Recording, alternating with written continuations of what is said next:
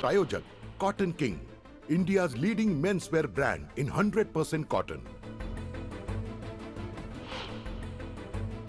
मुख्यमंत्र्यांसोबतच्या बैठकीत सकारात्मक तोडगा निघाल्यानं एसटी कर्मचारी कामावर परतले. कर्मचाऱ्यांनी मानले मुख्यमंत्र्यांचे आभार. सोलापुरात शरद पवार गट आक्रमक. मार्केट यार्ड समोर गाजर आंदोलन करत महायुती सरकारचा केला निषेध. सोन्या चांदीच्या चौथ्या दरात खरं तर चौथ्या दिवशी ही घसरण. सोन्यात प्रति तोळा 214 रुपयांची घसरण, तर चांदीत प्रति किलो 1240 रुपयांची घसरण. छत्रपती संभाजीनगरात जिल्हा न्यायालयात सुनावणी दरम्यान हाणामारी. 4 आरोपींविरोधात गुन्हा दाखल. डोंबिवलीतील मानपाडा परिसरात क्लब हाऊसला भीषण आग. शॉर्ट सर्किटमुळे आग लागल्याची माहिती.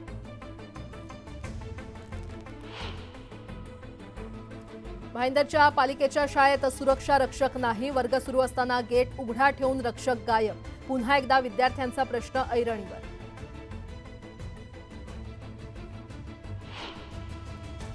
नागपूरच्या विमानतळावर 2 प्रवाशांकडून 61 लाखांचं सोनं जप्त. दोन्ही आरोपींना अटक. तपास सुरू.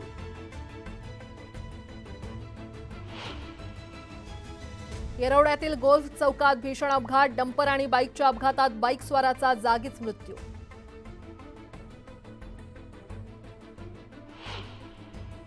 सोलापूरमध्ये सर्वत्र कचऱ्याचे ढीग. सोलापूर महानगरपालिकेची बघ्याची भूमिका. कचऱ्याच्या ढिगामुळे आरोग्य धोक्यात येण्याची शक्यता.